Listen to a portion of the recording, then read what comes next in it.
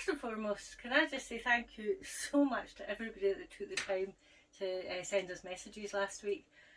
Really quite overwhelmed by the fact that we were missed, and it's really quite nice actually to know that people do watch and appreciate what you're doing. So keeping that in mind, I did have a lovely message, and so I'm going to do another bread one today. I'm just changing it a little, but I will do another bread one today. And I'm using the machine again because it was an older lady that got in touch, and she was just saying that she can find kneading a wee bit difficult. So I thought, well, if we do another one with the machine, it just lets people see that you can use the machine for making bread. And whilst we're talking about kneading, I have to do this, sorry, I really don't mean to laugh, but she also said thank you for using milk, because quite often homemade bread can be just that little bit like crusty, so hard to chew. So we're using milk again here. Keeping in mind, this is one for the Wallies, and if you don't know what Wallies are, look it up. Anyway, so in our jar, this is what I would call a village bread, and it was kind of, I got the inspiration from Greek bread, so it's Greek with my own take on it. So we've got 450 grams of strong bread flour in here and 150 of wholemeal flour. So that's a bit different there than what I would normally do. The rest is pretty much similar. So it's just a teaspoon of salt. Remembering to keep your salt and your yeast separate at this stage. I'm going to use 2 packets of yeast. Now that, for easiness, is about 15 grams or 3 teaspoons. I'm using a bit more yeast because of the milk and because of the whole wheat. So just give it that extra help to rise.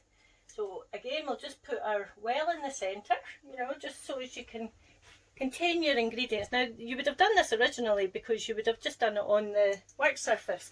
So of course it would have stopped it slopping all over your floor. 350 mils of warm milk. Now again, if you don't want to use milk, just use water, but bearing in mind your loaf will be a wee bit crustier if you use water to milk. Half and half even, you know, if you want to do it that way. So into your well, and then we're going to use a dessert spoon of honey. Now that was where sort of your inspiration came from Greece, because they use honey because they've got such an abundance. If you don't have honey, just use sugar. And just whilst we're on honey, actually, I'm going to just give you another wee tip, especially at this time of year. If you can source honey that's local to your area, it's quite good to start taking honey at this time of year if you suffer from allergies, because you actually build up a natural resistance to your local pollen. So here's just a wee tip. 2 glugs, I was going to say again, Kenny, I've got a round for Kenny. 2 tablespoons. I mean, again, Scottish, I'm using rapeseed oil. But if you're wanting to be more traditional and keep it Greek, then use extra virgin oil. Now we're just going to bring it all together, just with the wooden spoon, and then we're going to put it under or with the dough hook. You know, to see where, you know, you're not mixing it at this stage. You just want to bring it together, because obviously the dough hook can find it a wee bit difficult to get to the bottom of your bowl, mixing bowl. If you're actually, I've got the feeling I was in the middle of saying something there, hopefully you can figure it out, but never mind. If you're actually doing it by hand, a good 10 minutes for this, maybe even slightly longer, because you have again used milk, and the wholemeal flour can just take that wee bit longer to knead. And be careful, because wholemeal flour can be just a wee bit rough on your hands. So just take care as you're doing it. Oh, that's what I was saying. I was in the middle of saying something, Kenna. I knew I was. So, well, that will go down there. Still getting the hang of this. It won't go down that side now, will it? Oh, yes, it will. Right. On to for 7 minutes. We're giving it a wee bit longer today. Just leave it alone, let it do its thing, and we'll be back in 7 minutes then. Okay. 7 minutes. Now, I know some people think dough hooks can be a bit of a pest when things attach onto it, but just use a spatula to get the majority of it off, and it should just fall down reasonably easily. But you know, just get in with your fingers and just pull off. if you'd been kneading it by hand, you'd have been in with your fingers. So literally just anything that's stuck, in you go. Right, so again, just the usual. I shouldn't say that because of course you could be watching this for the first time, but there are about 100 recipes that you can actually now watch on YouTube. I think that they've got a format now that you can go in and you'll find the recipes just on the sort of what would it be, a directory type thing, Kenny, within the Orkney News YouTube channel page. But anyway, you'll find them, and then obviously you'll get links to other things, and I mean there's a lot of good videos on the Orkney News YouTube page. Back to the spraying on with the oil. I mean, just use a brush if you're just doing, you know, if you don't have one of these. But see if you keep your eye out, you actually pick these up really quite cheaply, and they are quite handy for this kind of thing. Putting oil on for the rise so that it doesn't stick. So we'll just move it across to this side a second, so you can see what I'm actually up to here. And then you're just putting your oil on the other side, and then down the bottom so that it doesn't stick. And as always, shower cap. Cover it over. If you don't have a shower cap, just a tea towel, clean tea towel will be fine. Cover it over and leave it somewhere warm to rise. Good hour, maybe an hour and a half for this one, and we'll come back at that point and show you what to do then. Right, here we go. It's had about an hour and a half today. The living room was a wee bit cooler. Now, if anybody watched the farmhouse loaf one last week, they'll know I got a fright when I looked in here because it wasn't nearly so big, but it wasn't such a big loaf. As you can see, it has well risen. Okay, so right now we'll just pop some flour on the surface and knock it out. Knock the air out, that is. Oh, we've got a bit of a bubble there, Kenneth. Right, we'll just tip it up and hopefully it'll just come out. Oh, imagine that, it's not going to. No? Okay, we'll just have to work it out. Well, we'll not need to knock it back much then. And that was it well oiled, but never mind. There we go. It'll have knocked itself back. So we'll just fold it a couple of times. Just always make sure you've got some flour on your hand and your work surface to work with it. Well, it's certainly warmed up now because I can feel it warm. Okay, everybody I watch seems to do that, but I don't know why. Anyway, you want to just turn your loaf in. As I said last week, we'll do it again upside down if you want. You're just pulling it in. So as you're nipping the edges to create a proper ball. In Orkney we have something, a competition that goes on at Christmas and New Year called the Ba. And when I made this the last time, it ended up looking a bit like the Ba. So it was a perfect round. Fingers crossed today's is the same. So we'll just pop it onto your tray and again just work it till you've got the round shape that you want. And then you're just giving it its final rise. You want your oven to be preheated at 220 to 230 centigrade, which is about gas mark 7, 425 Fahrenheit.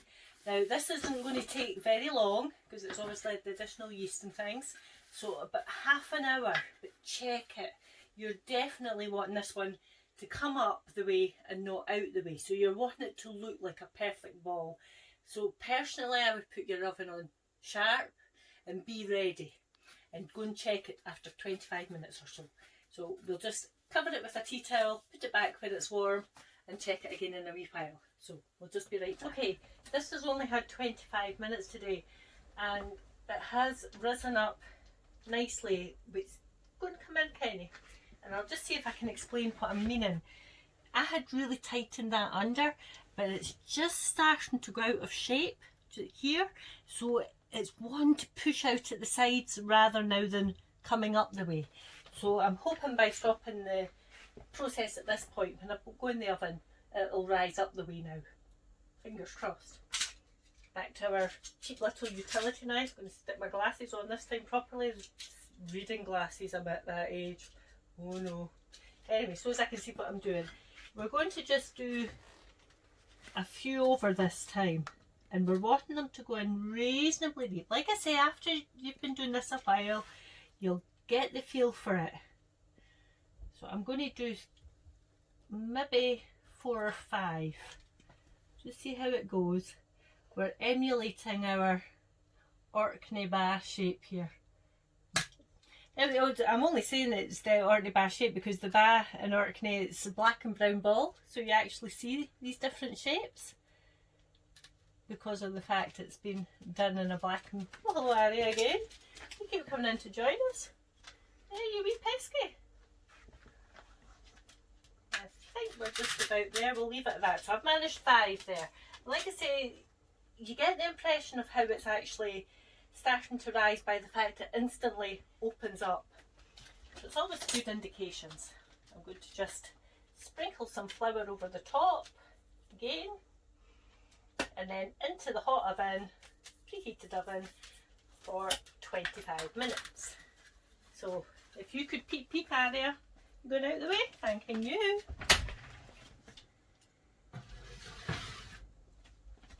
And that should be us. Just come back in a wee while again. I always say, wish you had smelly vision. I wish my nose was working better because this smells ever so slightly well done. Anyway, we shall see. It's had its 25 minutes.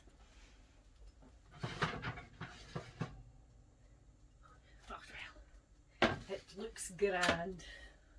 What is it they say in Scotland, Kenny? Well fired. We have a well fired loaf. Alright, we shall just...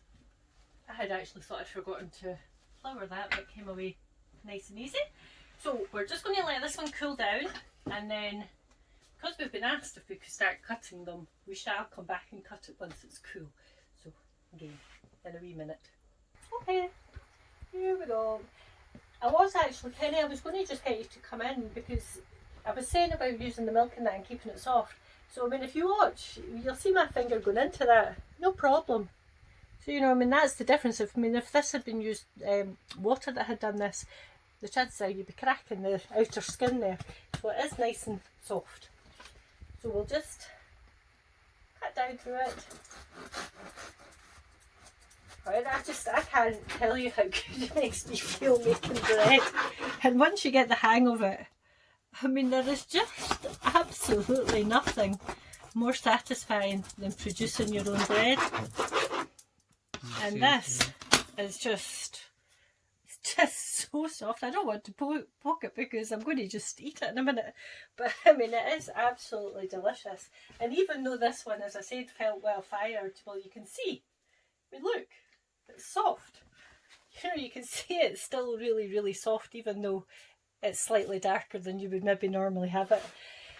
So anyway, that aside, thank you again for watching, as always. If you like what you see, can I just ask if you would maybe give us a wee subscribe, because we were having a wee look the other day and we were almost at the 1,000, and that's quite exciting for us. So if you give us a wee subscribe and maybe even share, if you know, if you have family and friends that you think would maybe want to start creating their own economy recipes, I always call them anyway.